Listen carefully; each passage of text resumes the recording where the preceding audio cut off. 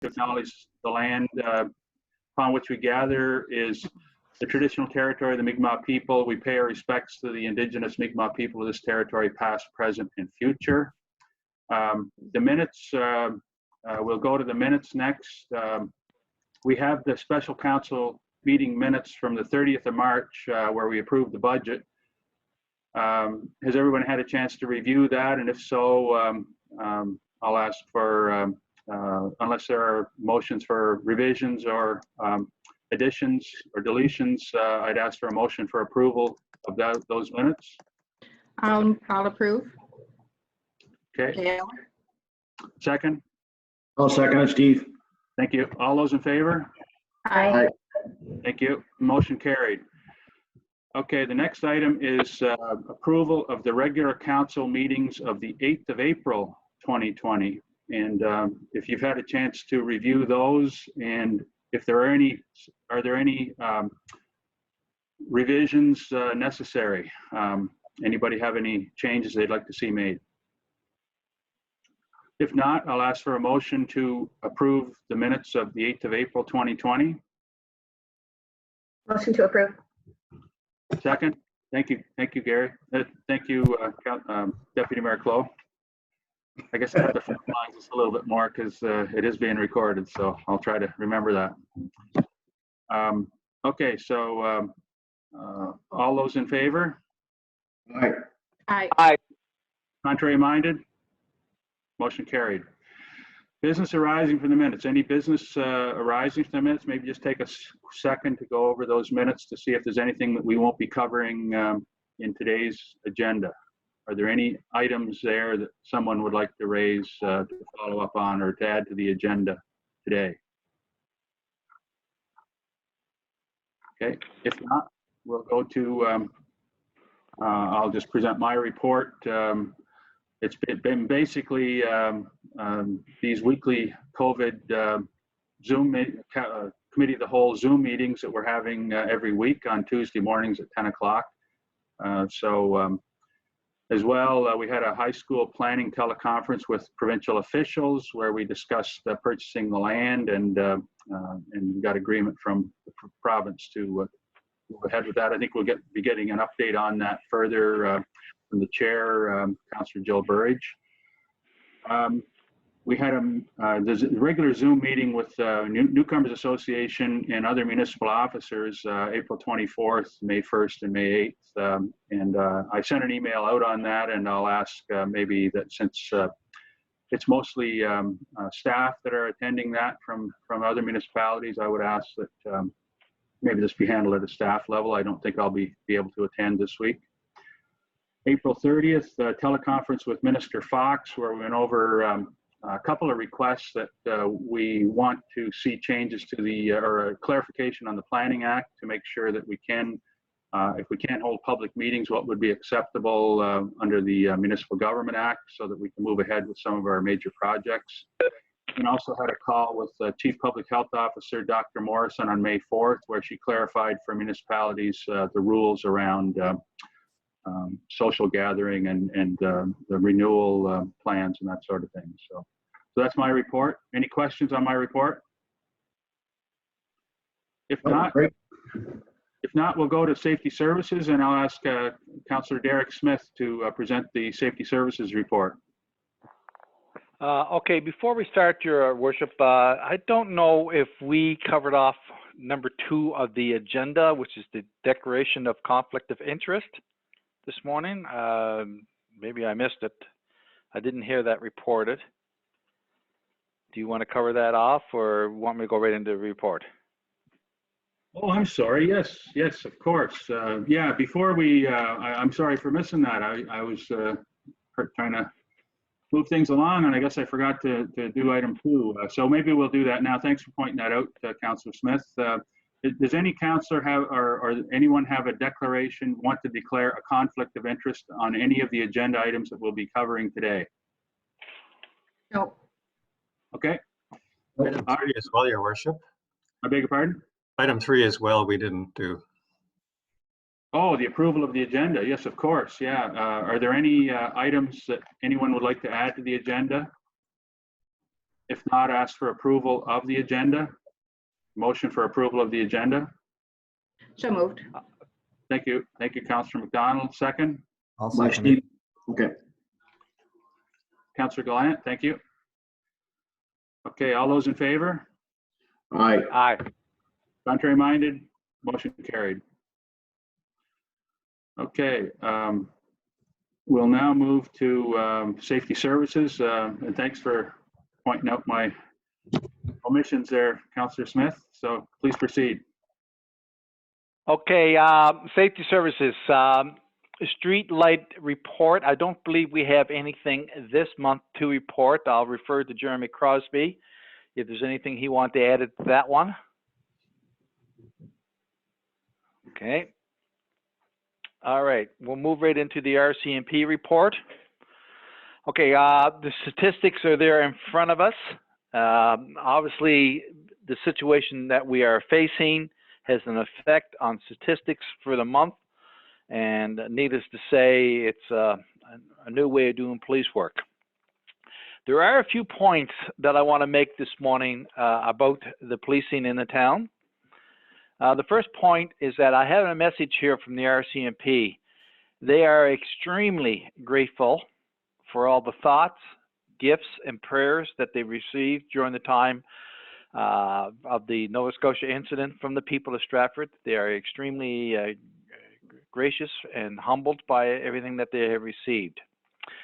The second item, a criminal records check. There'll be a new way of doing criminal records check from here on in. Because of the backlog they're going to have, and this might cause delays in the way these checks are done, but there will be a new system in place when they get back online. Also, because of the situation we're facing, there are new rules for policing duties, and this is basically leveled at the safety of the officers and the public with dealing with public and the spread of the virus. The RCMP has reached out also. They have one RCMP on the Stratford staff that is trained into emergency situations, what to do in emergency situations.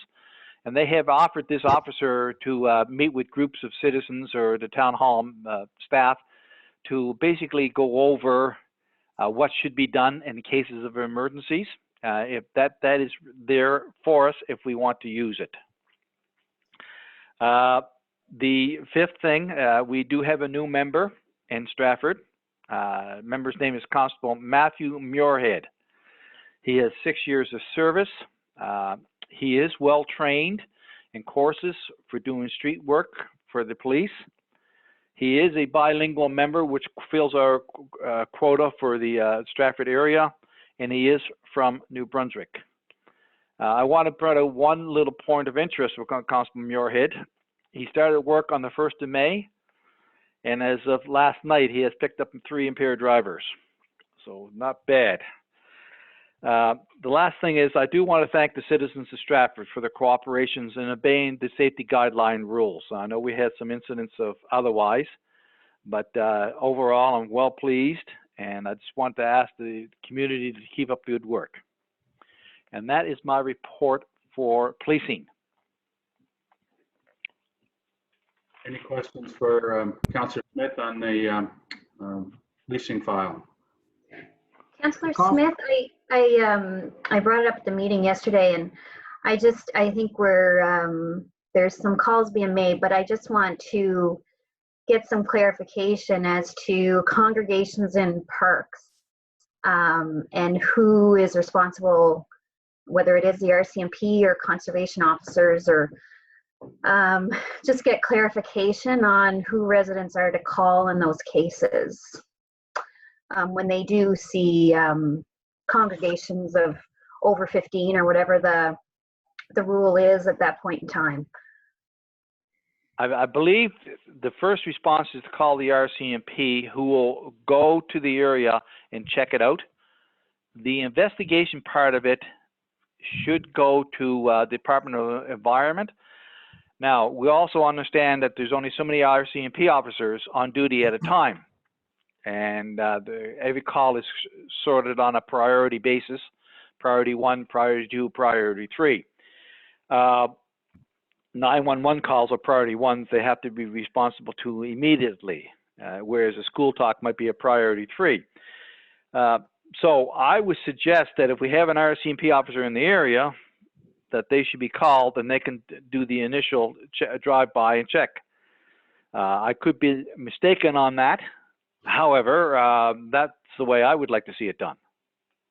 Just to add to that, Councillor Smith, I do have an email into Public Health to get clarification on that, to make sure that we're all clear on how that's going to go. And I did get an initial response back last night, but I did have additional questions. So I should have some more information for Council very shortly. All right, then, thank you. As soon as we get that clarification, I think it's really important that that be communicated to residents as well as possible, as widely as possible, because I think it is at the top of a lot of people's minds right now. For sure. Please proceed then, Councillor Smith. Okay, any more question in regards to policing? I just have one, Constable Smith. With the new member, we do have a full complement now of 6 working. Yes, and not only do we have 6 working, but we have nobody in isolation right now. The one member who was in Nova Scotia on the investigations has finished his 14 days and is now back on active patrol. So I think we have a full complement, plus they're all on the road. Good news. Thank you. Okay. Go ahead. Okay, we'll move on to Humane Society report. We have nothing for Humane Society at this time, obviously because of the situation that we're in. And we have discussed the dog licensing thing. The council has decided that dog licensing for this year is going to be suspended. If you had a 2019 license, that will be suffice for this year. We do ask people of Stratford that if they have a new pet in the house, that they call and get their pet registered. This is in case that if the dog is lost, we have some way of tracking and getting the dog back to its owners. And that's basically for Humane Society report. We'll move on to transit. The numbers are in front of you. Obviously, this is not a PEI thing where the ridership of transit is way down. This is worldwide. These numbers are expected, and I would expect that for the next couple of months, these numbers are going to be way down, and it's only because of the situation. I believe, Jeremy, the transit system is looking into how to run their business, and we're going to be involved in that somewhat. Yeah, they're taking all the precautions necessary to make sure that staff and patrons are safe on the transit system. There's also a federal program that may assist with the staffing of the transit buses. The transit service provider is looking into that now. We did have a meeting yesterday to discuss this information, and he's going to get back to us in the near future. So I think there is a program out there that may be able to help him, but if not, he'll probably be coming back to us with some further information or requests. I would probably also point out to the council that due to the cutback of work being done worldwide, that our transit buses that we ordered might be put on delayed. Doesn't mean we're going to cancel them, just saying they're going to be put on delay for a while. We did get an update on that, Councillor Smith, and it's looking like November, December that we will get 3 of the new buses, hopefully. So unless there's further delays, that's what we're looking at. We'll have some new buses hopefully by November, December. Yeah, that's great news then. All right. So any question on transit from the council? All right, then let's move into the fire department. Fire department numbers are pretty normal for this time of year. Nothing earth-shattering, no event that should be brought to the immediate attention or action. The numbers are there. I will discuss that the negotiations for the fire hall are ongoing, and of course, we do not discuss the ongoing negotiations in a public forum. Are there any questions on the fire department? Okay, haven't heard none. I will move on and go over to let Recreation, Culture, and Events take over. Thanks for your report. Any questions for Councillor Smith before we close this item off? If not, we'll ask Councillor Gallant, Chair of Recreation, Culture, and Events, to present his report. Okay, thank you, Your Worship. As the report in front of you is short and sweet, due to the events, what's happening, the committees, the Stratford Recreation, Culture, and Events Committee, and subcommittees have not been meeting in person or conference since early March, and the committee members have been kept abreast of planning developments and related to the department through email updates. We look forward to staging meetings again in the near future. We're trying to, I know, working with Jeremy and Tanya and Rachel and Dwayne, keeping in contact with them right now when everything is going on the go. The closures, as we know, a lot of places are closed. The town center gymnasium is closed, community center, skate park, and so on. Hopefully, in a different phase there from Dr. Morrison, stuff will open up. Down on the events, the big thing is July 1st, the Canada Day weekend.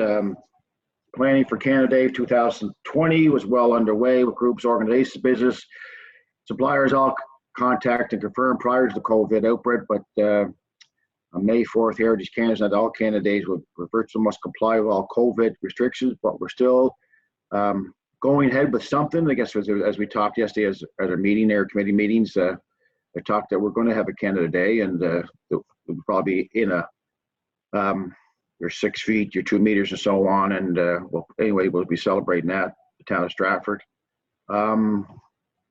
Stratford Youth Center was doing a few things there online. Dwayne had some competitions and so on.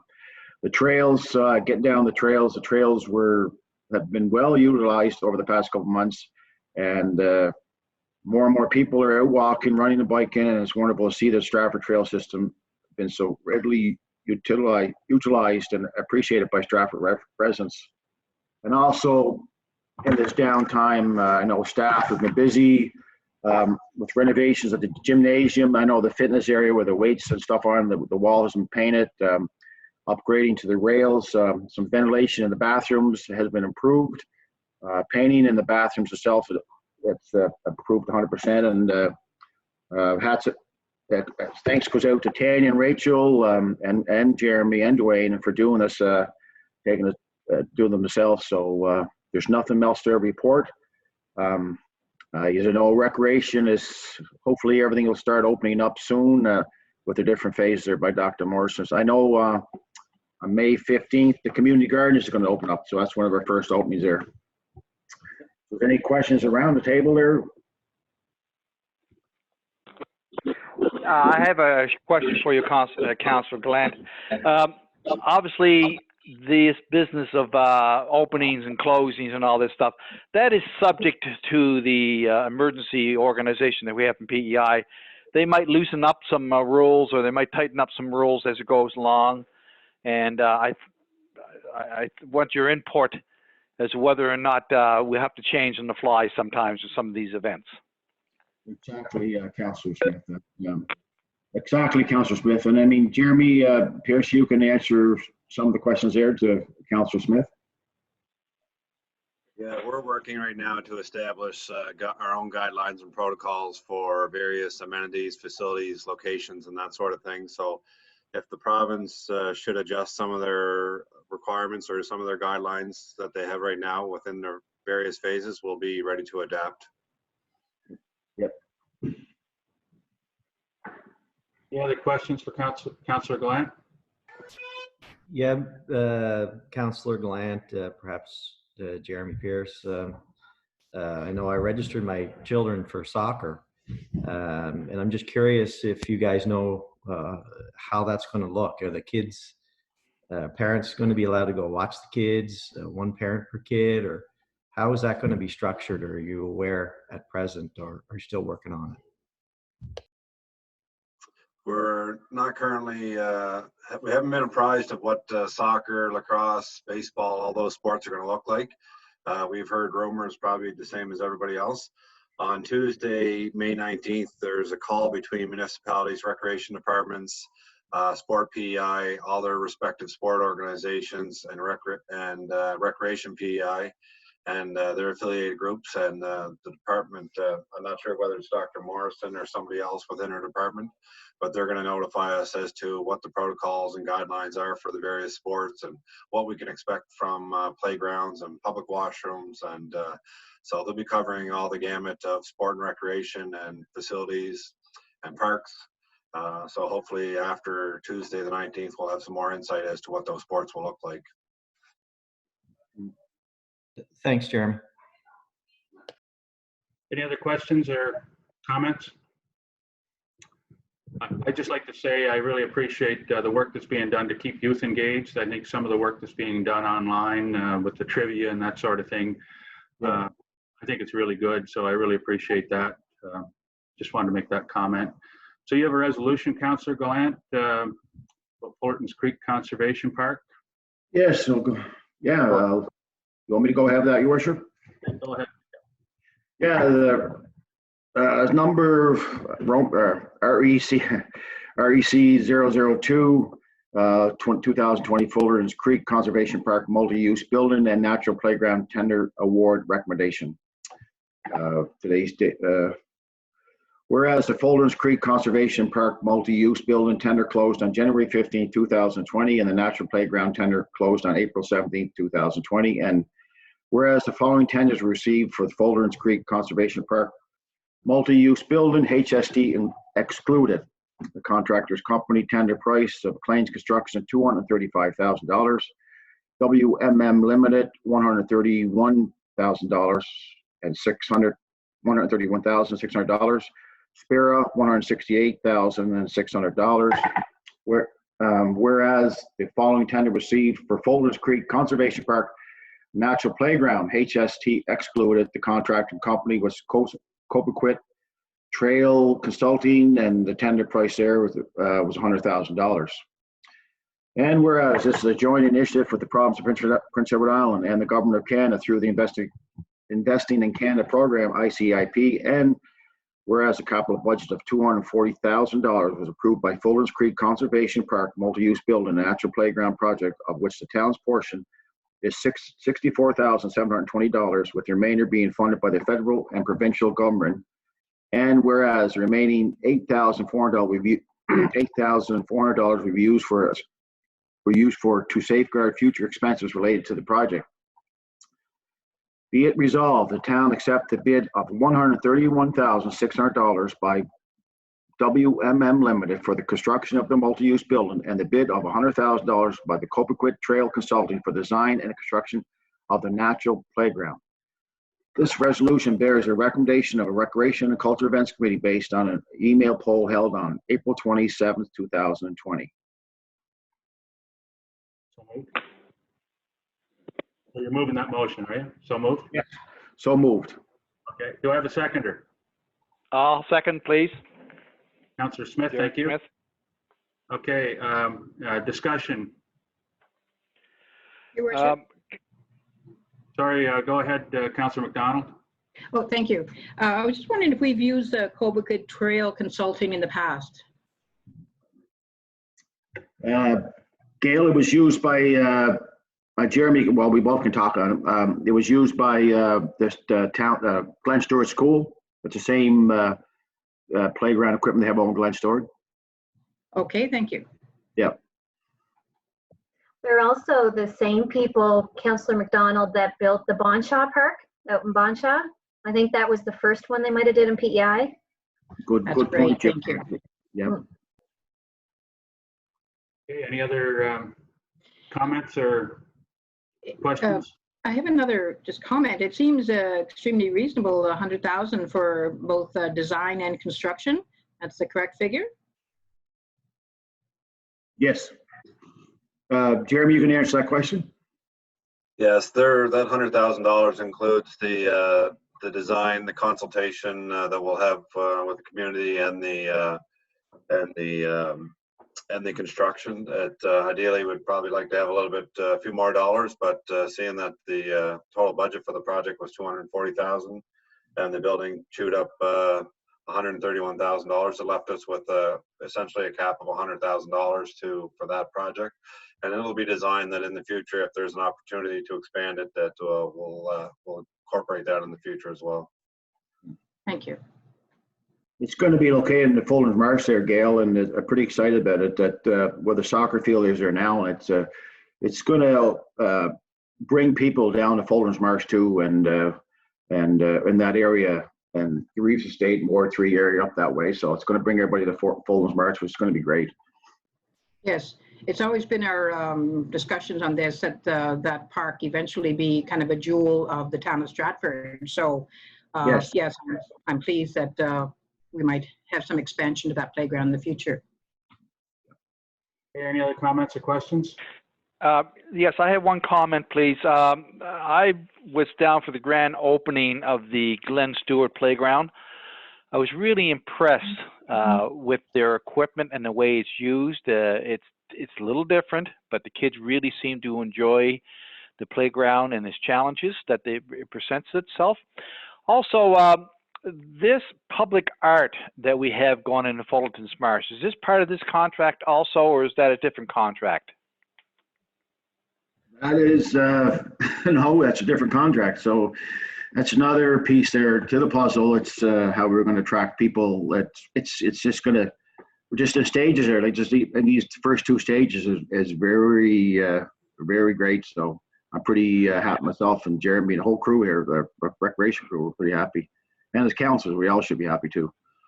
Yeah, I really like the design, and I think it fits the area, the public art that's going in there, and really impressed with it. The public art piece that's currently being created by artist Gerald Beaulieu will be incorporated into the playground design, whether it's at the center of it or on the perimeter of it. It'll be incorporated into the design of the playground area. Okay, thank you. Any other comments or questions? Oh, sorry, Councillor Glant,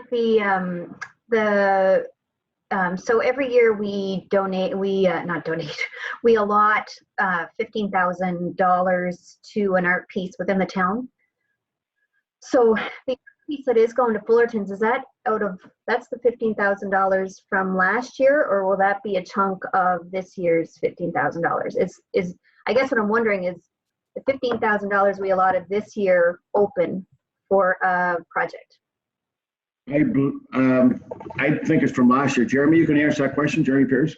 Yes, this $15,000 was allotted from last year's budget, and we currently have $15,000 in the public art for another piece or another project this year. Okay, thank you. So I have a question. Every year we allocate money in the budget for upgrades to the playgrounds, whether it be equipment, trees, benches, or whatever.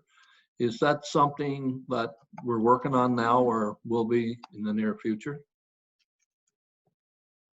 Go ahead, Jeremy Pierce. Yes, we're working on, we have a park development budget that within our operations and also within capital money that we're working on for various parks.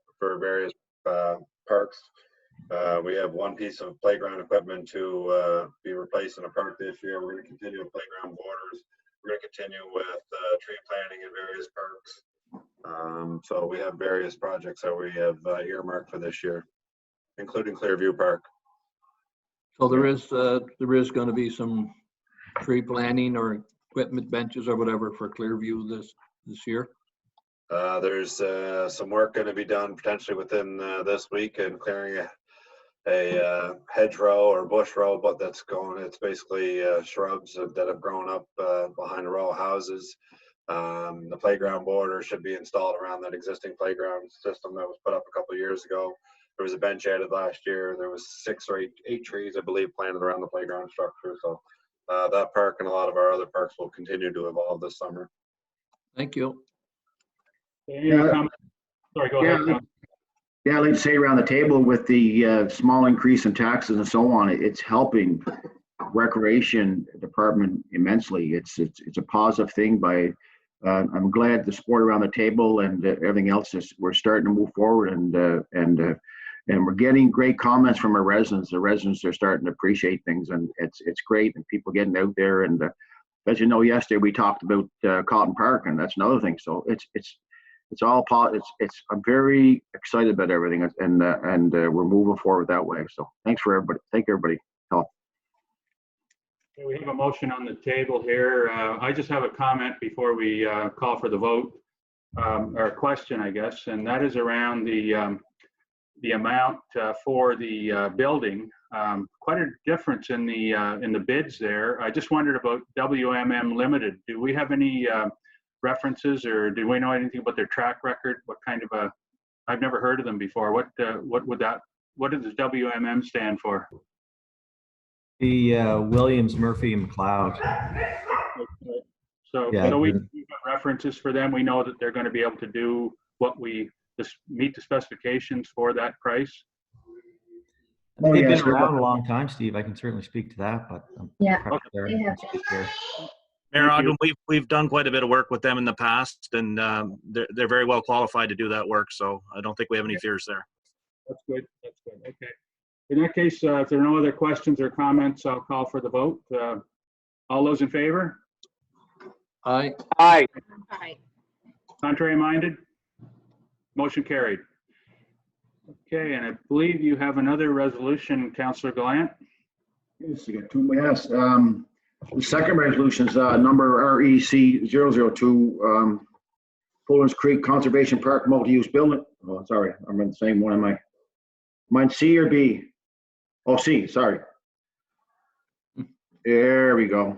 Sorry about that.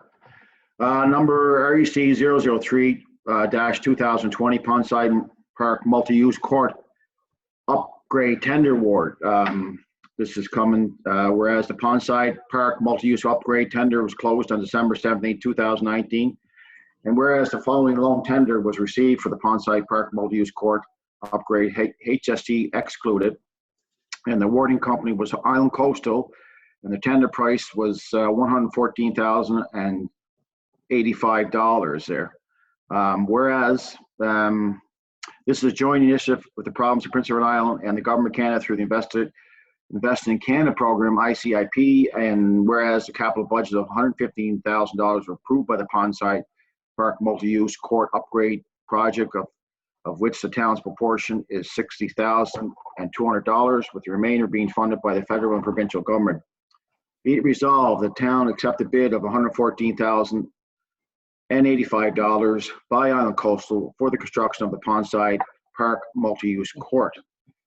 This resolution bears a recommendation of the Recreation and Culture Events Committee based on an email poll held on May 7th, 2020. I'll move that motion. Move it. I'll second it. Thank you.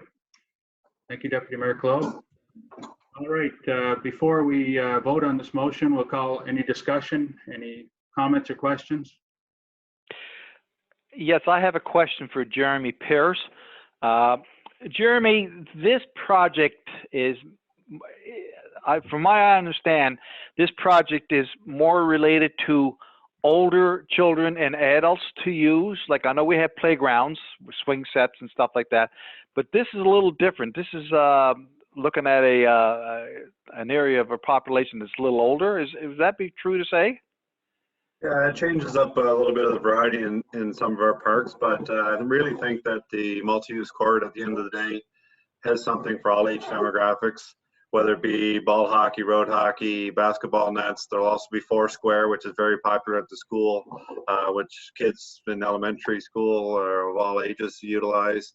And then really, if it's a flat area, who knows what the kids will essentially play on there. It could be tag, it could be anything, but I think it offers a little bit more variety to what we're offering instead of just a typical playground structure in every one of our parks. So, and I think with an active community, it'll be well received. Yeah, so this would be, would it be fair to say that this is probably one of the first projects of this sort that we're having in Stratford? And if it's a success, we could look at adding more of these parks around Stratford?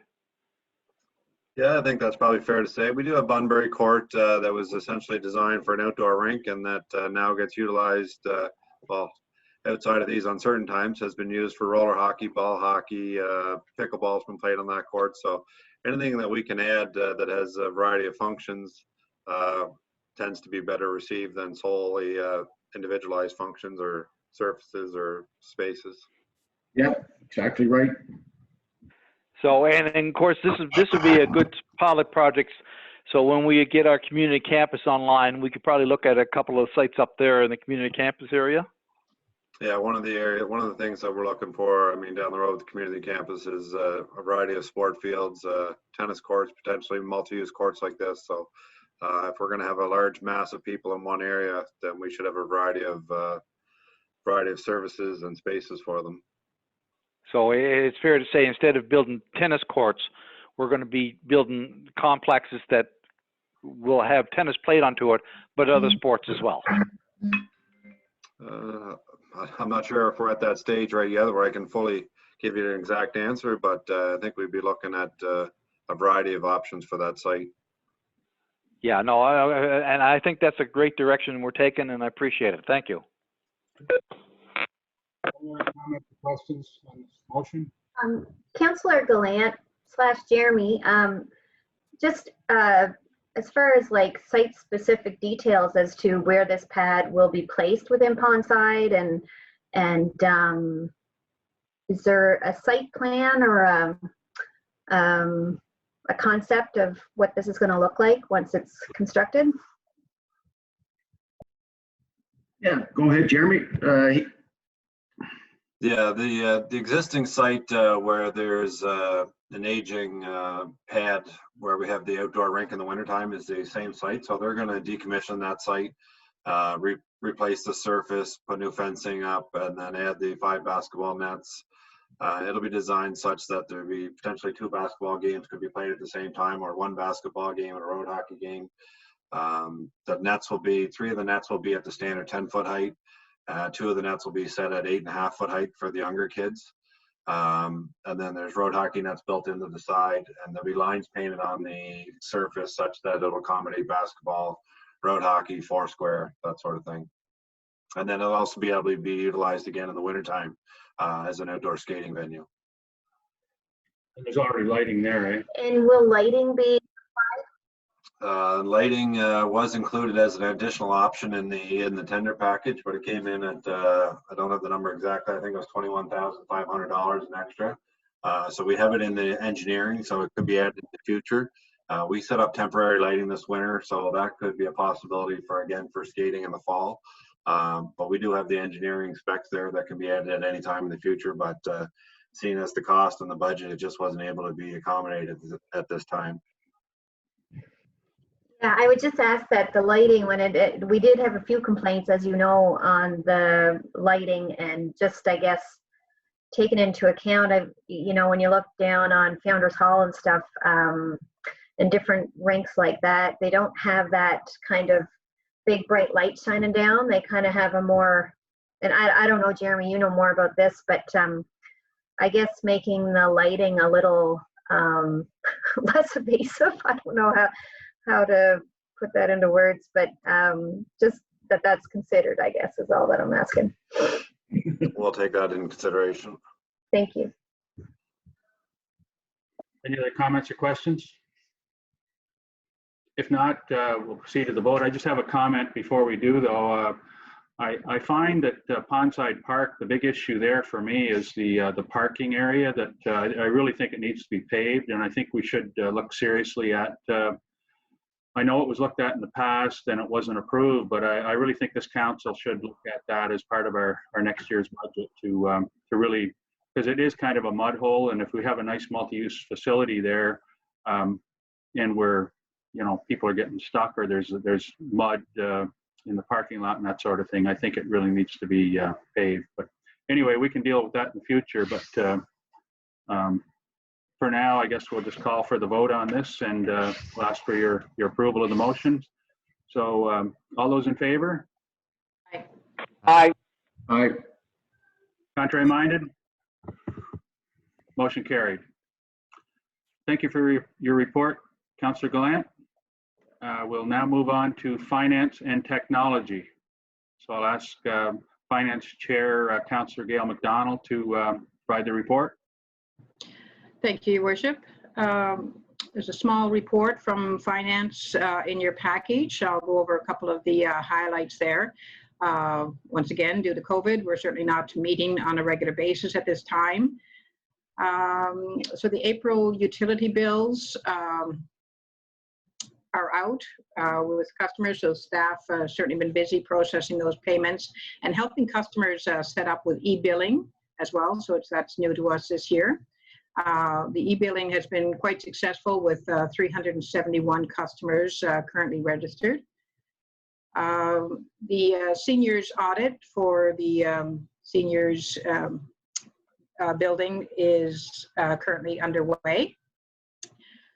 The updated capital project is currently being worked on and will be available to us shortly.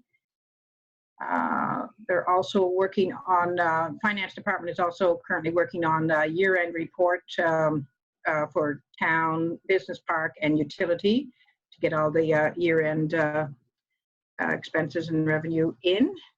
And they're also working on the asset management plan for the town.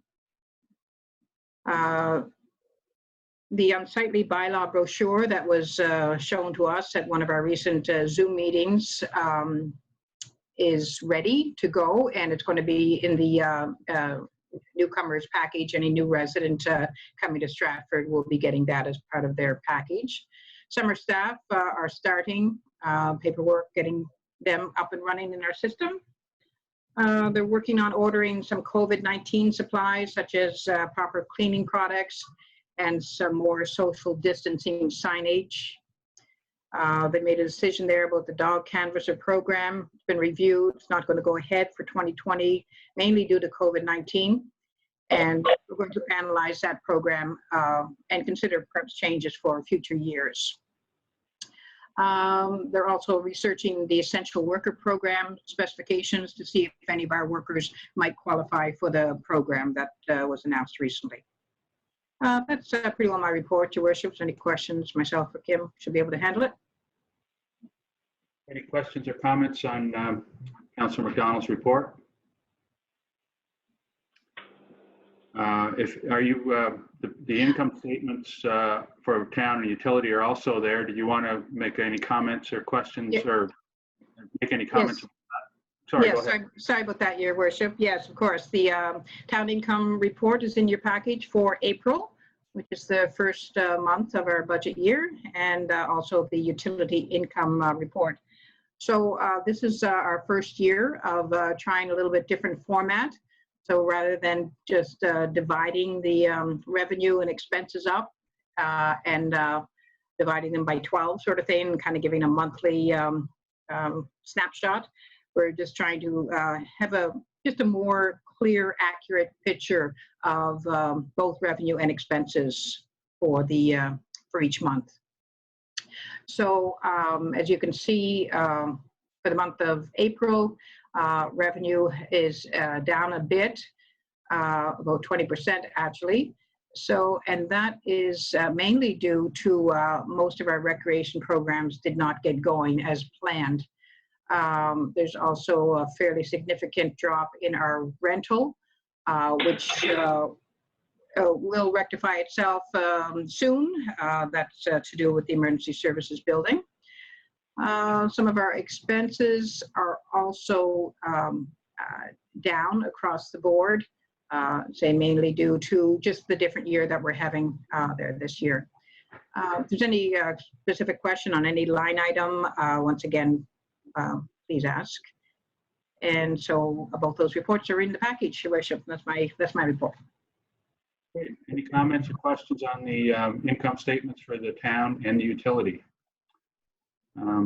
So it really seems like the expenses are down a bit, but they don't counterbalance the increased the decrease in revenue, eh? Like it's we're still down a fair bit, so that's important that we keep a handle on that going forward, and hopefully there will be some relief provided by provincial government for that the shortfall. That's correct. Okay. Councillor McDonald, were we able to capitalize on any of the, and I know it was a different situation because you weren't sure if we were able to, you know, as far as staffing, what we needed moving forward because of programs and everything going on. But for any workers that are coming back, were we able to capitalize on any of the wage subsidies out there, or I know students are being hired at 100% subsidized if we needed that, but I'm not sure if municipalities were able to capitalize on that or not. Yes, well, we certainly have in the past, Councillor Burridge, and I'm just haven't heard this year if we did follow that program. Kim, can you enlighten us on that, please? The government programs that are announced for businesses is not applicable to municipalities at this point in time. Maybe in the future, maybe some of those rules could change, but at this point in time, they're not eligible to municipalities. Okay, I was wondering that. Just further on that, we did have a conference call with Minister Fox, and we expressed that we provided him with a summary of our shortfalls and increased expenses as well in some cases. So some things are, I think we're down, the total percentage, Robert, is around, we felt over the course of the year, it might be as much as 35 to 40%. Is that number correct? It's a little bit early to say because we're just developing our plans now for the ease back, and there will be additional expenses around that. And we don't really have a handle on that yet. In a couple of weeks, we'll have a little bit better idea, but definitely our expenses are going to be higher in some areas because of COVID. We do have some revenue that's down as well from participants obviously not being able to participate in programs. So it's a little early to tell magnitude. Thank you. Councillor McDonald, sorry, Mayor, did you want to go ahead? Well, I just noticed that Councillor Smith was waiting. Oh, to speak. sorry. Do you have a further comment, and then we'll go to Councillor Smith? Oh, just wondering if there will be or at what point do you do a bit of a budget reforecast? Or if that's something that we would look at. I see some other municipalities are doing that, and we did a little bit there early in the spring, and we just really set our budget. But I wonder if there would be every couple of months or every 3 months a bit of a reforecast as we go along, just to see how we're doing, if that's on your agenda. Kim, have you or management spoke on this yet? No, we have not talked about it at the management level, but we can put it as an agenda item for our manager meeting. If you see fit. I don't know if that's something that if you guys, but like you say, discuss it at management and see if that's something you might want to look at. Sure, we can do that. Thank you. Councillor Smith, you were waiting to speak? Yeah, I'd like to make one observation. I know the budget is down, and I think everybody is hurting for cash. But my point of view is we are living in PEI. We are very lucky. The health system we have in place, and we have been spared the cost and anguish of the coronavirus. So I think money is secondary here, and I think we should be looking at the fact that we're pretty lucky here in PEI. Thank you. Thank you for that. Any other comments or questions on the finance report? If not, we'll go to the Planning Development Heritage Chair, Councillor Jill Burridge, for her report.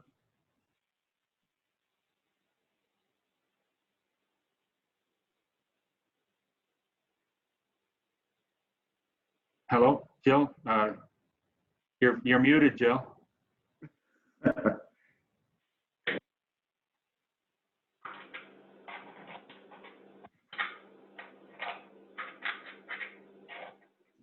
You're still muted.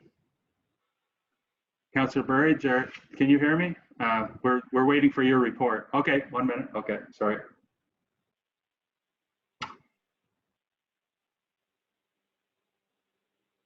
Yeah.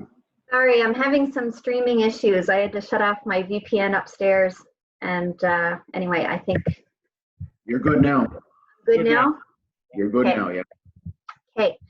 So in the planning department,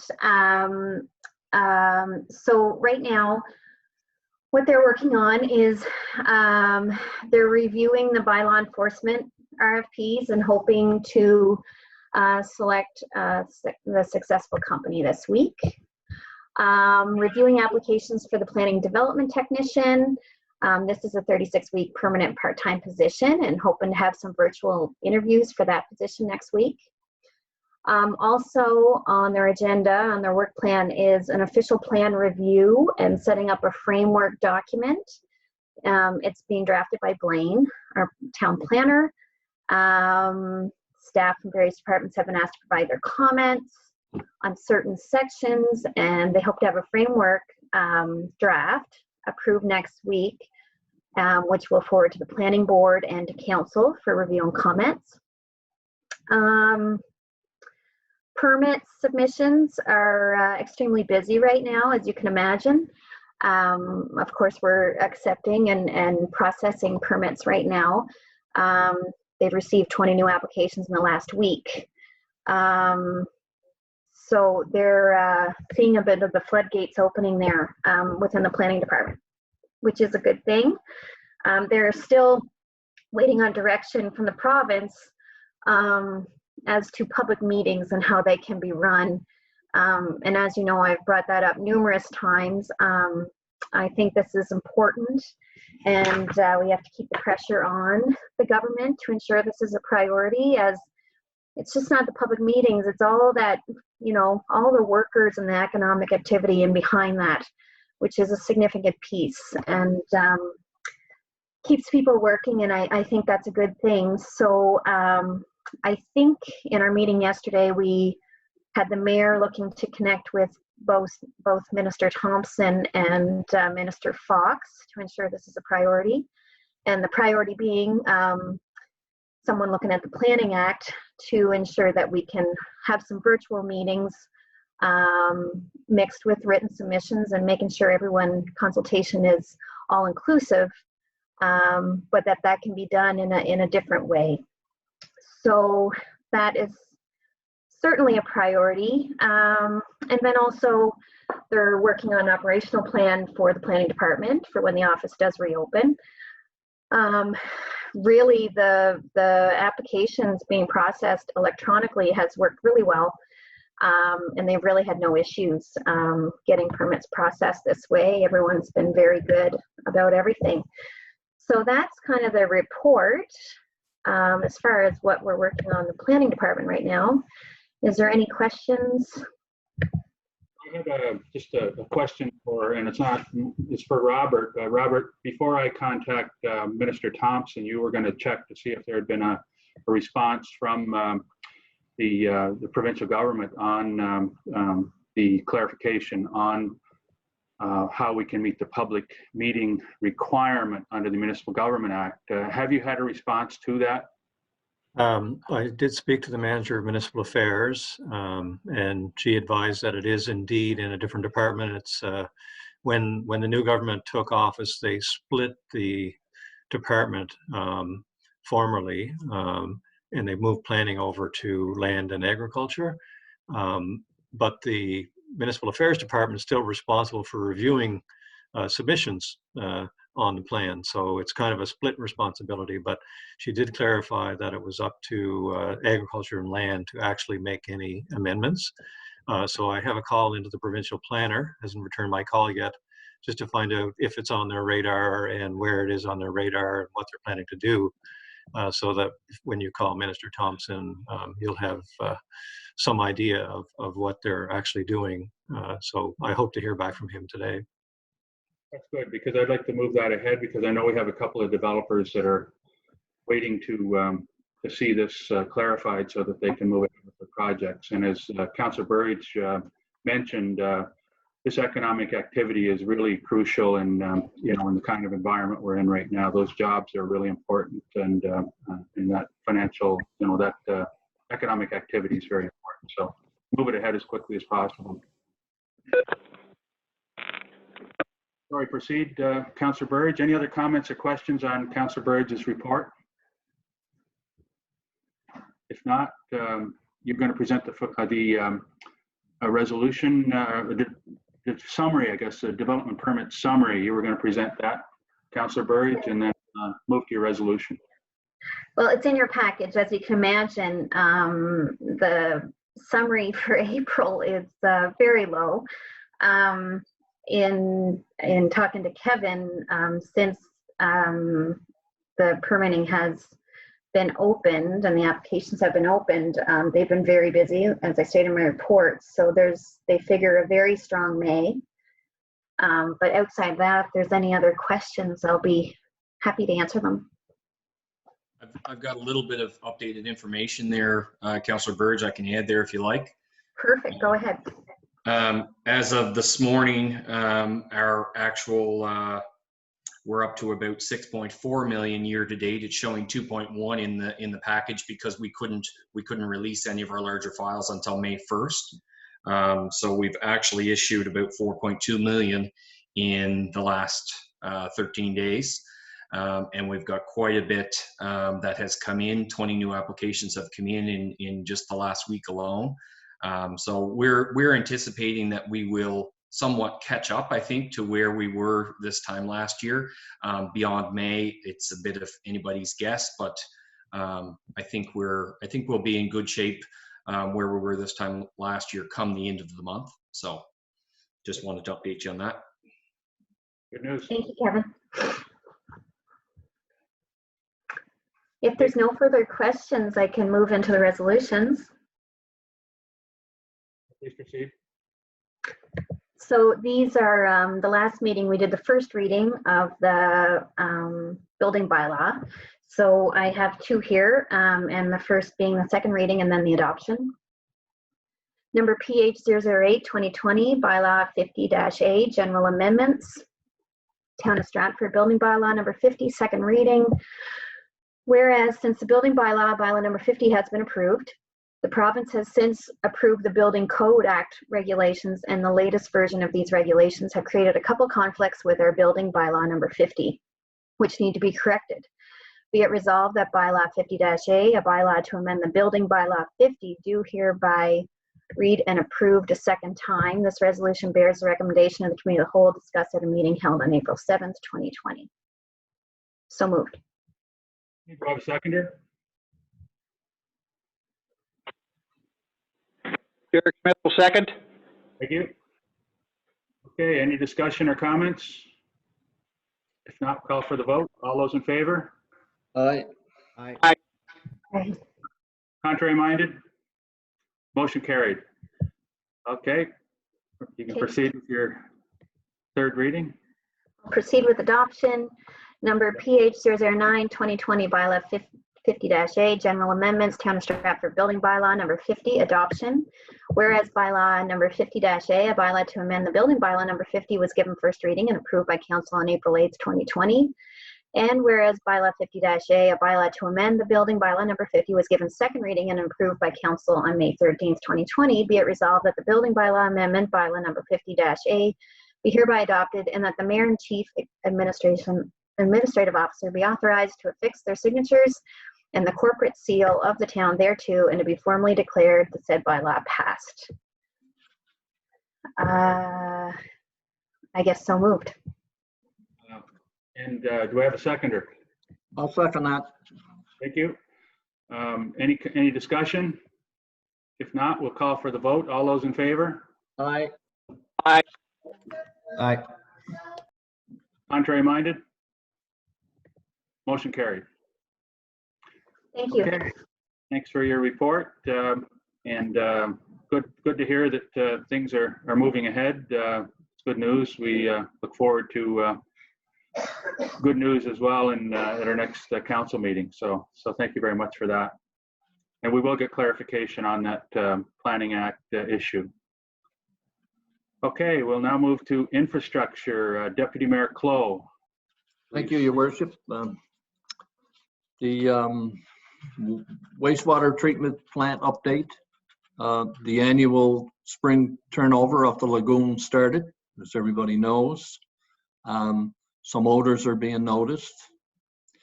We are still exploring the options of removing sludge from cells. I know Jeremy's working on that for cell number 2, which could help reduce the odor issue.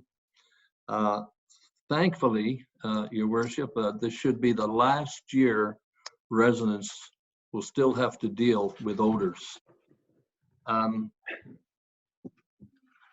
wastewater collection system to Charlottetown, work continues on the pump station with approximately 60% of the construction shell complete. Birch Hill Construction are completing the expansion joints replacement on the bridge, while structural work under the bridge is being done in preparation for pipe installation. The directional drilling contractor, Nella, happy to say, arrived yesterday from Quebec. So they will begin the horizontal directional drill pipe installation this week, and is anticipated to take 5 to 6 weeks. Staff have repaired 12 manholes to prevent infiltration of groundwater into the sewer system, and 200 manholes were inspected to identify where further repairs are needed. Manhole trade liners continue to be installed in manholes. Sewer lift station upgrades. Coles have completed the preliminary design report. Their findings indicate extensive upgrades required to the gravity mains along Kinloch Road and from the intersection of Keppick and Stratford Road to the Bayside pump station.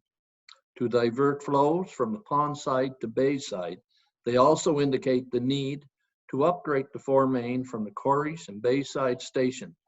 This results in approximately 4,200 meters of pipe replacement to proceed with the change, which was not anticipated.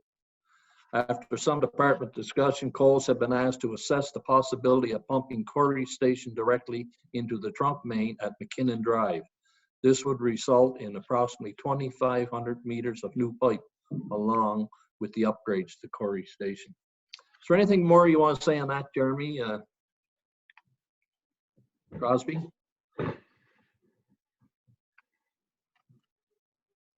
Jeremy, there? No, Gary, that's all. You summarized it well there. Okay. CB water station upgrades, CBCL, have begun the design for the upgrades. A startup meeting and site visit was complete, and work is to start on the project. SCADA software and system control upgrades. The project is now complete. The hearing loop system for council chambers. Installation and setup of 4 assisted listening devices for council chambers will be complete this month. A grant of $1,000 was received from TransCanada Trail to use towards trail maintenance activities. This money may be used to purchase grooming equipment for the trail. RFPs are being prepared for the extension of sidewalks, bicycle lanes along Georgetown Road to Keppick, and for the installation of multi-purpose path along Keppick Road and Kinloch Road to Georgetown Road. And of course, these projects contingent on 50% funding through the Provincial Active Transportation Fund. In addition, staff have been busy working with fixing damaged sections of sidewalks at Town Hall. They're replacing those sections. Approximately 19 sewer lift stations have been cleaned. Remainder will be done the following week, this week. Water valve exercise programs have started. And as Councillor Gallant said, all locker rooms and washrooms of the town are painted except for the ceilings. Currently soliciting pricing for further painting of doors, door frames, lockers, walls around the track.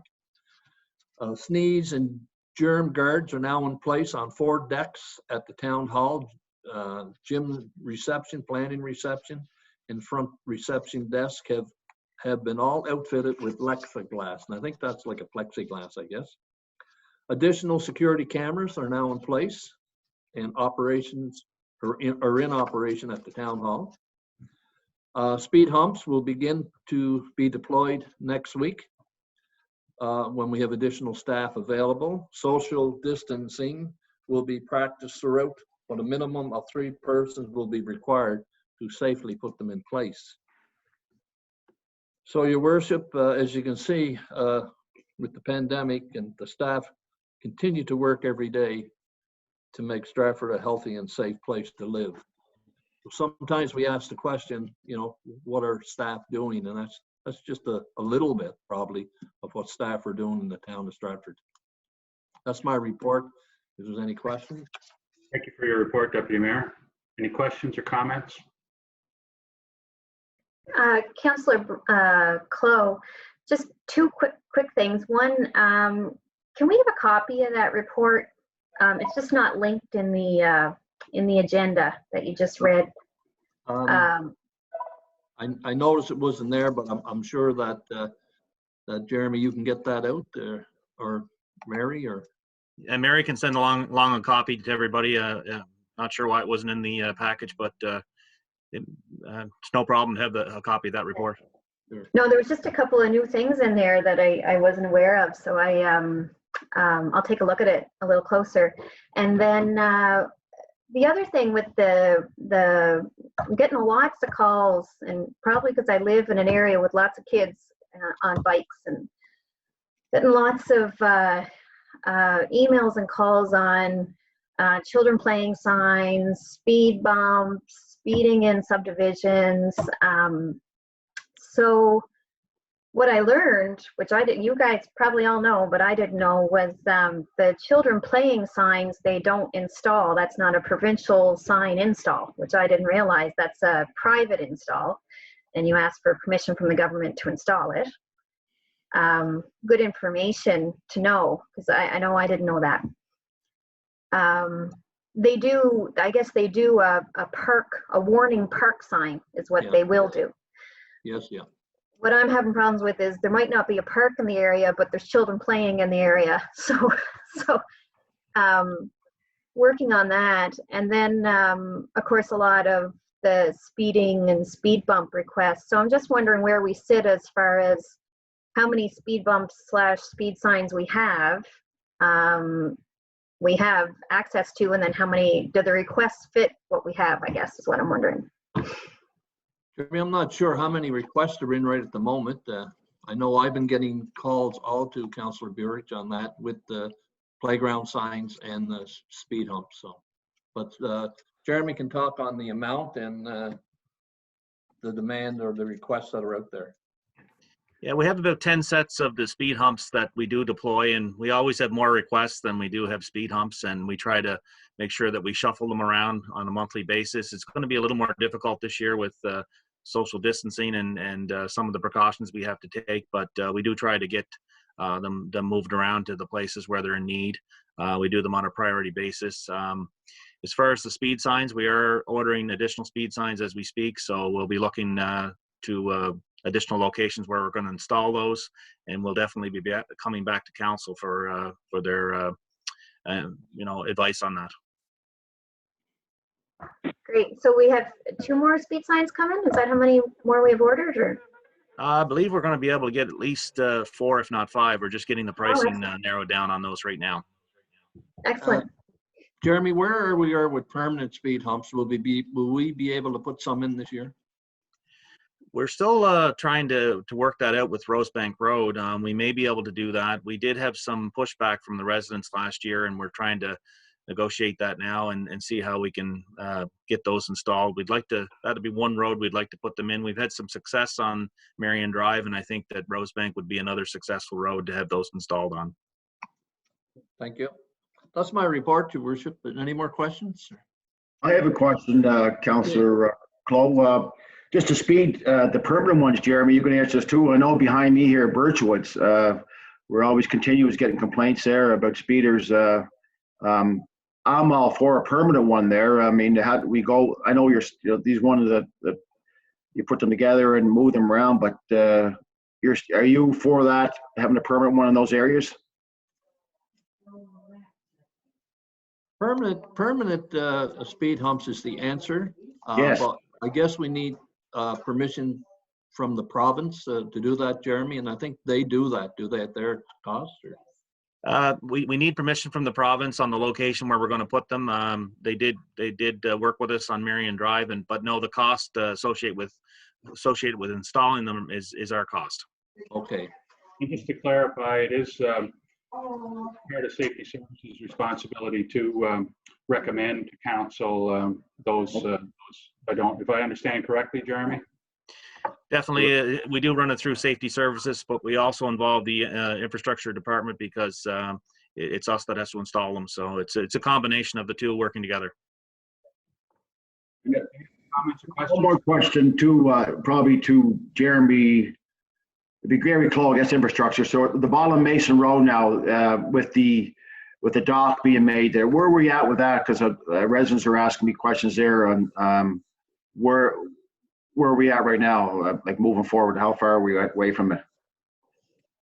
We're awaiting information on funding, and we really can't start the design until we do have that funding application approved. So okay. That's kind of we're in a bit of a holding pattern until we do get that funding.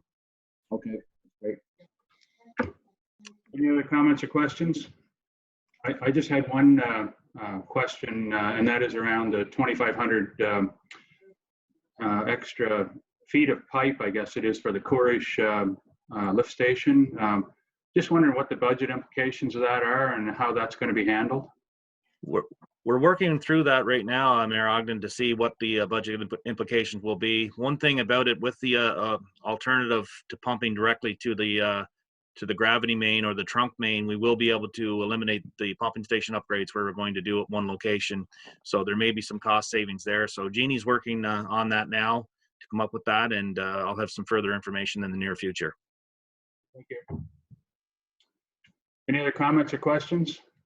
I just like to say congratulations to Gary and you too, Steve, and Gary and Gail and else. I mean, with Lagoon, it's almost 10 years that you've been at this. And I'm telling you, you guys, it must be frustrating, but you know, kudos to everybody there and Jeremy Crosby, the whole crew. Before, like, I'm 2 years in council, but it's almost 9-10 years. You guys are commenting, and Gail was around, and you and Gary that's great. I'm pretty excited about that. How you never gave up, kept moving forward, and worked with the governments, and finally got this going here now. At this time next year, we won't be clear. I think this whole council should be proud of themselves for moving this forward. This is a great accomplishment. So thanks for that, Councillor Glenn. Yeah. And myself and staff will be very happy not to have those calls every spring. So that'll be a big help. Probably get a few more this year, but that's. Oh yeah, for sure. Yeah. Any other comments or questions on Deputy Mayor Clough's report? If not, we'll move to committee of the whole. Oh, sorry, go ahead. It just came to me with the, I marked it down, the directional drilling.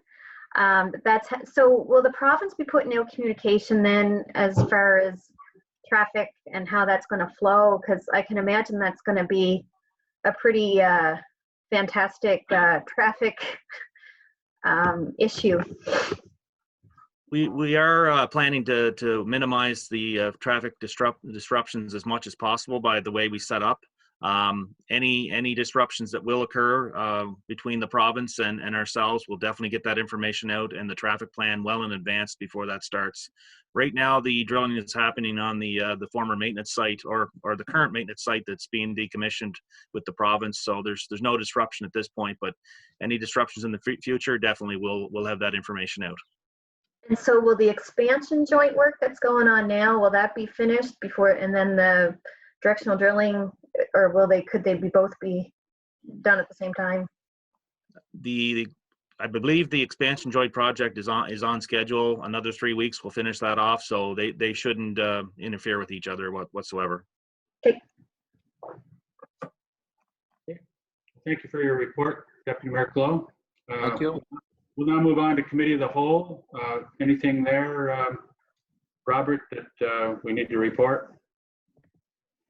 we've been having the weekly Zoom meetings and of committee of the whole, because the other committees, the regular town committees aren't meeting, there's a lot more that's being handled by council at those weekly meetings. So, but there has been a lot done, but most of it is reflected in today's council agenda. Anything further on that, Robert? No, but residents can find those minutes of those meetings, the weekly committee, the whole COVID council meetings on our website on the COVID section. Okay. Any other comments or questions on committee of the whole? Okay, we'll move to sustainability. Chair Darren McDougall.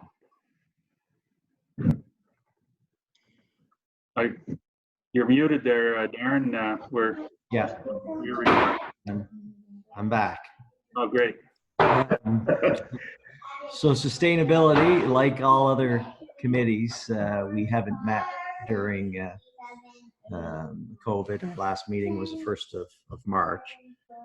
Recently, we have reached out to the committee members, so we will engage them regarding a few issues that we feel is important to get their input from. So we're in the process of setting something up so that we can meet with the other committee members to accomplish that.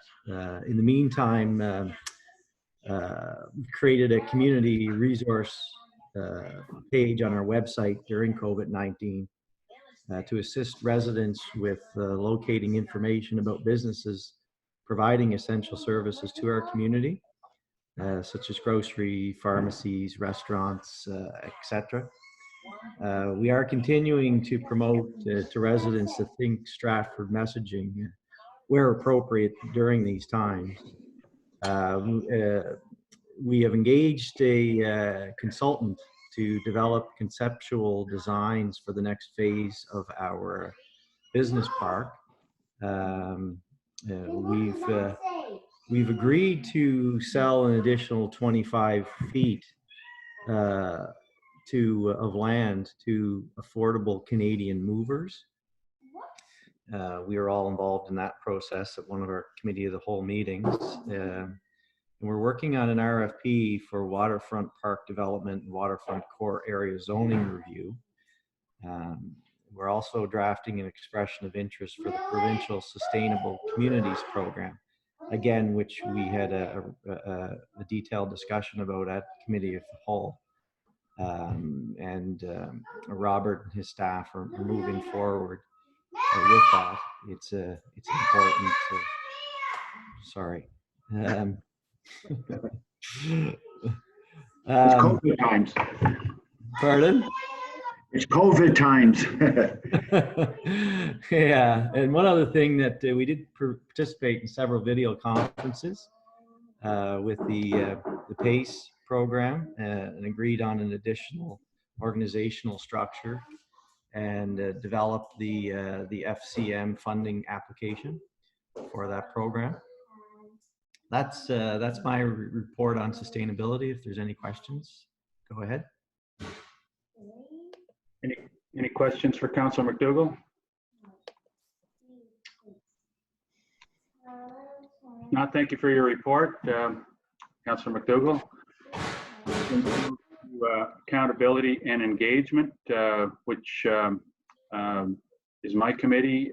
We haven't met, obviously, and there has been, we've recently received the results of the municipal survey that was sent out to all town residents. We've got the responses back, and they've been collated and analyzed, and we'll be getting the report soon.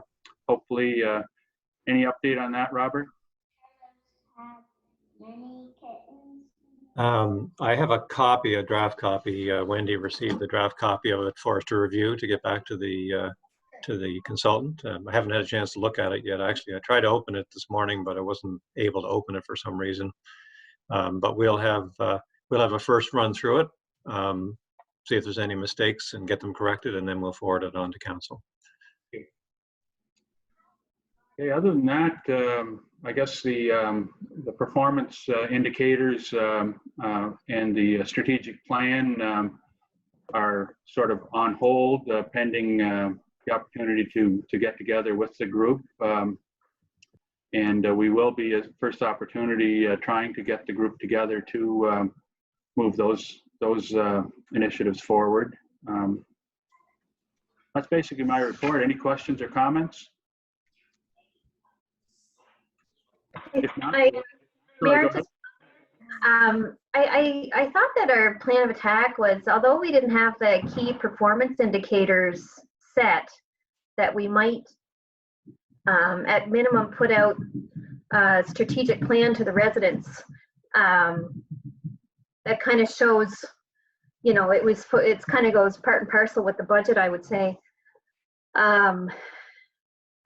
which was passed a while back. But I thought that we might do like a kind of a shortened version without the key performance indicators of the strategic plan for public review. Yeah, and I think that is a great idea, and it was something we did discuss. I'll ask Robert to comment on that. Yeah, we did do that when we released all the information on the budget. We did release a draft version of that strategic plan for residents to comment on. I don't believe we've received any feedback, but we did release it with all the documents at the time when we did the budget. Oh, it did go out? Okay. I thought it was just the so it wasn't the write-up, it actually gave all the initiatives broken down? Yeah, if you remember, we talked about it there. We did try to do a summary version, and I reviewed that, but it really didn't give enough information. So I just took the draft that we have and kind of put some text around it and made it a little bit simpler to read, and then gave that to Wendy to put on the website with the rest of the budget stuff. Okay. And so I wonder if that's something we could maybe promote separately instead of buried inside the budget for people to look at while they may have a little more time on their hands. It might we be absolutely good. can. Yeah. Sure. Good idea. Is there any way you'd like to suggest that be done, Councillor Burridge? You know, mean sort of like a social media or that sort of thing, or were you thinking something else? I'm sure Wendy's probably got a better plan of attack than what I could give, but I'm sure probably social media would definitely be a key piece of that for sure. But just to kind of maybe bring it a little up front and for people to review and get some feedback on it would be key, I would say. Okay, well, we'll look into that. Hopefully be able to make that happen. Councillor Smith, you had a comment? No, I'm good. Oh, I just saw your Zoom thing light up, so I thought you were on to speak. Okay, any other comments or questions? If not, we'll move to Human Resources. And Deputy Mayor Clow, you chair that committee, and there's a resolution here. I'll go ahead with the resolution, Your Worship. HR 001-2020 Working Alone Policy. Whereas the town of Stratford is committed to the health, safety, and well-being of our employees, and whereas we strive to ensure that all appropriate safeguards are enacted to protect our employees who must work alone or in isolation, and whereas this policy has been created to provide a consistent approach to this type of work, be it resolved that the attached working alone policy, policy number 2020 HR-01, be hereby adopted. This resolution bears the recommendation of the Human Resource Committee as discussed at a meeting held on May 5th. So moved. I'll second that, Your Worship. Thank you. Any discussion or comments?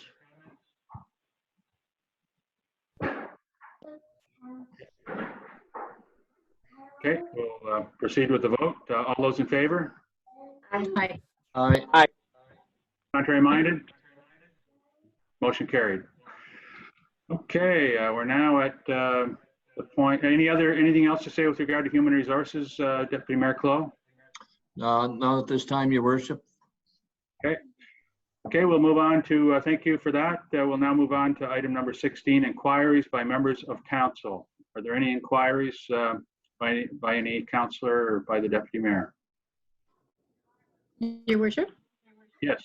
I wonder if we could get an update. I know we spoke about it this week, but I wonder if we could get an update out to the public as far as when the electronic sign might be operational by the bridge there. Yeah, I'll ask Jeremy Crosby or Robert Hughes, our CAO, to comment on that.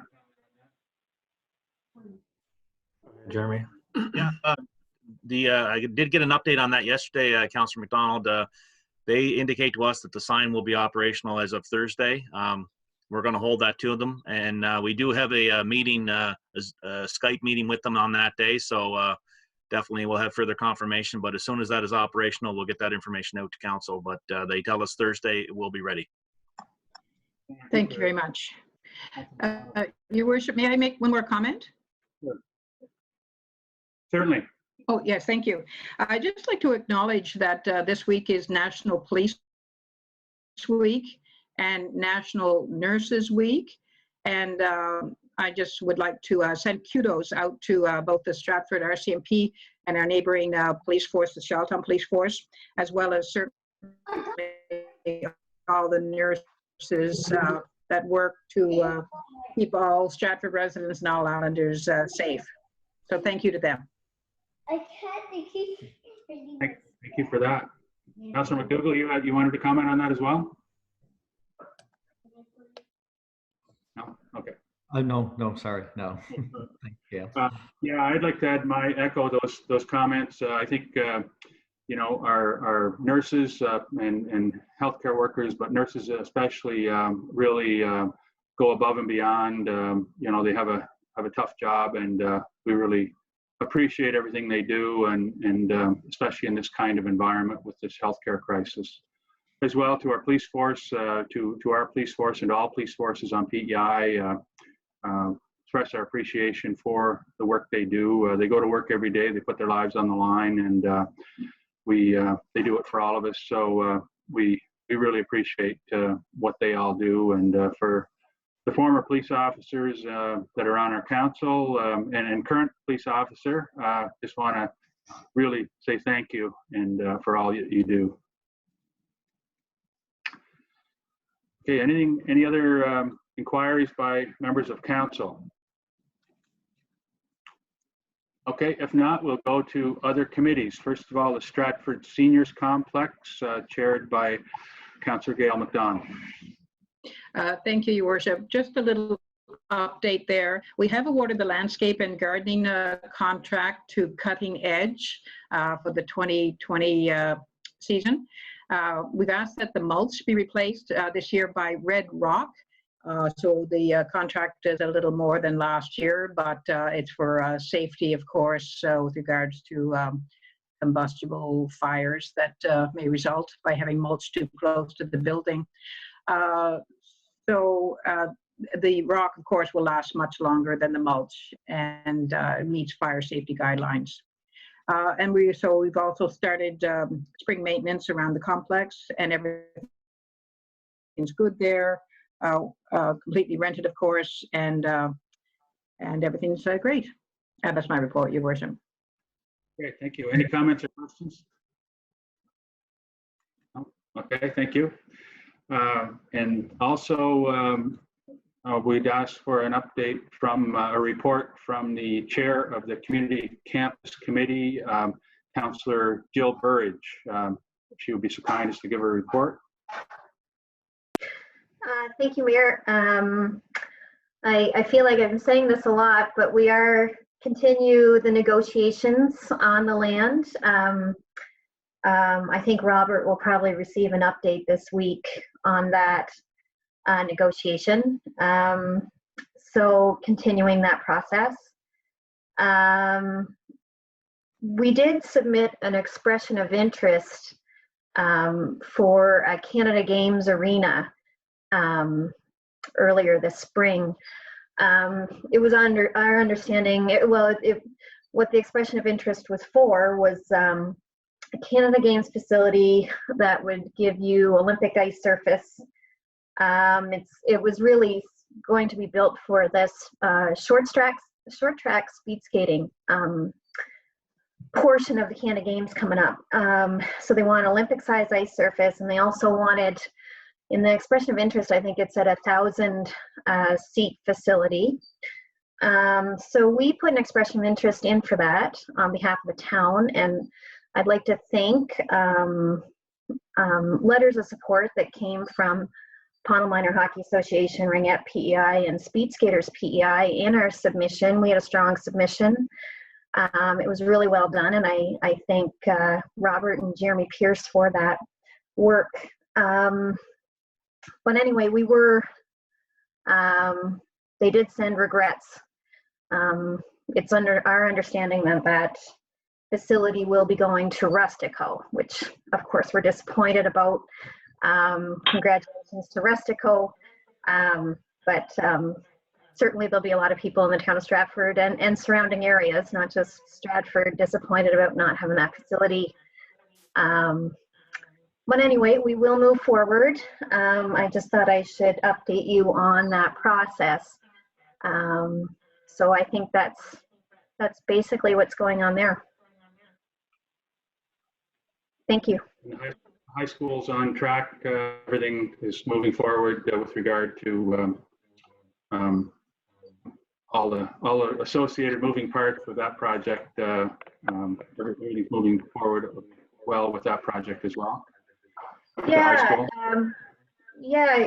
When we did have a meeting with provincial representatives a little while back with transportation and infrastructure who build the schools, and essentially, you know, COVID is going to play a role in this, but their plan of attack was to get Sherwood up and running, and then move over to the Stratford High School, and potentially, ideally, what they would like to open fall of 2024 would be the schedule they'd like to keep. So, and that does time out with, from what I remember in the statistics, from what I saw, that does time out with where there is a heightened critical capacity issue in the high schools. So hopefully that does stay on track so it can appease that.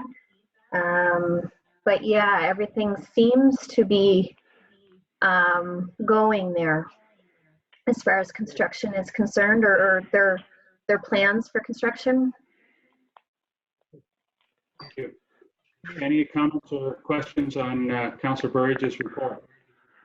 Yeah, I would, Councillor Burbidge, I know it's disappointing that we did not get the Canada Game rink, but we are still going ahead with the campus, and the campus will include an event center which will have an ice surface on it.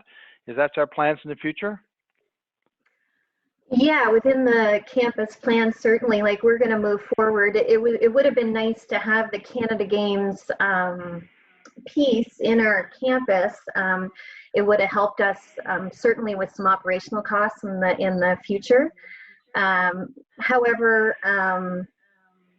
yeah, it would have been a nice little bump in that process, but regardless, we'll move forward, and certainly there is plans for, and we don't like, I guess, to use a rink too much, because it is going to be much more than that. It's going to be considered a wellness center is what we're striving for, with a walking track and different entities inside there. So yeah, the dream is still alive.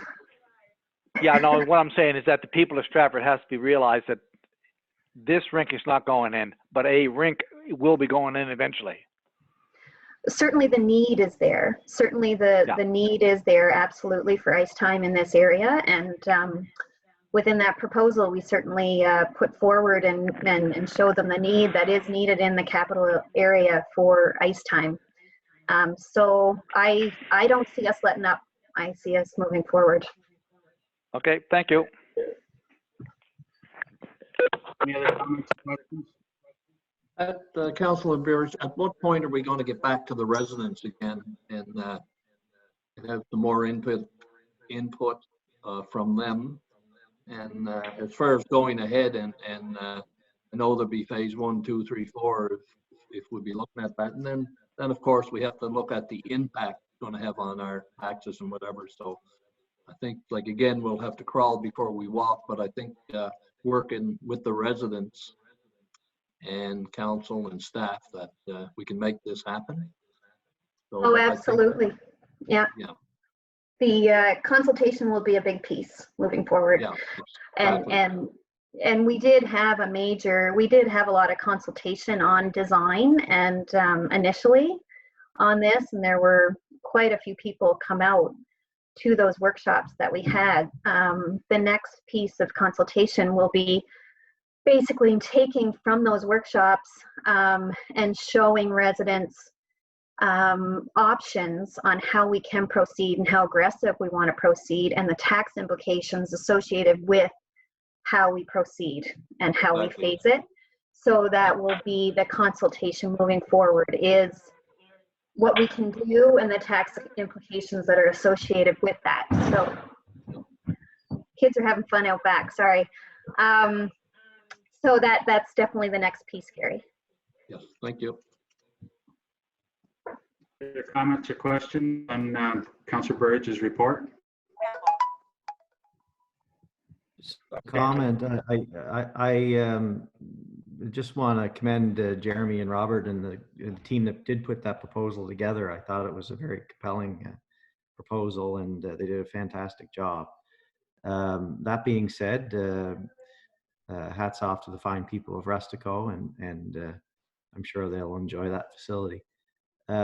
Jill, that was ICEP funding that we were applying for through that application. I'm just curious if we've identified any other possibilities for funding, federal government funding, provincial funding, moving forward with a wellness center. Have we identified anything that might be available? We still have the ICEP funding in for a wellness center. The Canada Games piece would have added to that, but we definitely still have a wellness center included in our ICEP application. If I'm wrong, Robert, stop me, or Jeremy. Just one comment, Councillor Burridge. I was on a call this morning regarding active transportation, and one of the individuals on the call indicated that there would be further ICEP funding coming out, and they want to try to stimulate the economy. It's early days, but they're talking about 80-20 split, which may help us quite a bit. So we're hoping to hear more on that soon, but that was the discussion this morning. So there we go. We got to get that land negotiated and done so we can move forward with our design, have that ready so we can capitalize on funding just like that. 80-20 is a great funding model. Yeah, I think the ICEP funding will still apply, Darren. I do think there's a little bit of, and I think we have to garner it within our residents, and we'll get it through the consultation piece, but I think we have to kind of find our inner small town and a bit of grit as well within our residents to kind of, take it upon themselves to start fundraising, and we can try to set aside some money towards this, and, work with our residents to really, get our inner Tyne Valley and all these communities that really rally behind these projects, and put a bit of money up from our own pockets as well, to show partners in those projects that we're 100% behind it. So I'm going to be looking for that in the years ahead of us. Yeah, great point. Thank you for that, Councillor Burridge. I also want to express my disappointment, extreme disappointment about this this decision. I do commend CAO Robert Hughes and Director of Recreation Jeremy Pierce for the excellent submission that they made. I think it was very compelling. I think it was a word used earlier, and I think it's absolutely true. It did make a lot more sense, in my view, it made a lot more sense to put it closer to the population, and from an environmental, from a usage perspective, from a long-term generation perspective, et cetera. So I just want to say that I'm extremely disappointed, but I look forward to going to the next step and really hoping the province will step forward and help us with getting a rink here. or a wellness center here, that because I think it's very badly needed. We are a new town. We're fastest growing town in the Maritimes, or one of the, or if not, I think we are the fastest. So we really need a lot of infrastructure here to serve our residents. So we really want to move this file forward. So thank you for all your work, everyone. Thank you for this, Councillor Burridge, for all the work you've done on it, and to staff who did a lot of work on this file as well. And I look forward to, Councillor Burridge alluded to, working with the residents and the whole community to really get the facility that we need, the facilities that we need in this town. Any other comments or questions? If not, I'll entertain a motion. I think Sorry, go ahead. Stevie trying to say something there, Steve? You're muted, Steve. Mayor Ogden, you also have a presentation to make, a virtual presentation. Oh, I'm sorry. Yes, that's right. I better do that before I go any further. Yes, you're right. Okay. Steve, I'd like echo my thoughts and concur with everybody as chair of recreation about the disappointment and stuff. But we'll dig in. We'll work hard. We'll do our thing. And I want to congratulate Rustico for their fine work, because they put a good committee together to fundraise and so on. I know they need a rink out there. Do they need Olympic size? I don't know. But one day I used to coach out there. We had 800 people on our rink. We filled her. So, I'm just wanting to concur with Jill and so on, and just keep moving forward and work hard and dig down. We'll have our sports campus with a rink on it. That's my thoughts. Thank you. Okay. Thanks everyone for that. Any further comments or questions?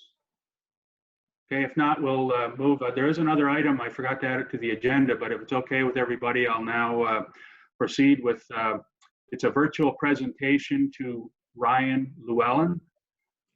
Today, we're pleased to acknowledge the hard work, dedication, and tremendous accomplishment of Stratford resident Ryan Llewellyn. Ryan competed in February at the IKA Culinary Olympics in Stuttgart, Germany, as the only Islander to be a part of the Culinary Youth Team Canada, which is based out of Holland College's Culinary Institute of Canada. He graduated from the Culinary Arts program at Holland College in 2019. Over the course of 10 months, Ryan and his 8 fellow Canadian teammates trained 5 days a week, preparing their menus for 2 competitions. In the IKA buffet competition, they had to feed 12 people, and in the Restaurant of Nations competition, they had to feed 60 people. Each team starts a competition with 100 points and a goal of not losing any points. Throughout the competitions, the teams are competing from behind a glass wall so that the public and judges can watch. Each teammate on the team has a specific task and a schedule to stick to during the competition, all of which are practiced over and over beforehand. Just prior to the competition beginning, Ryan's cooking partner was unable to compete because of illness.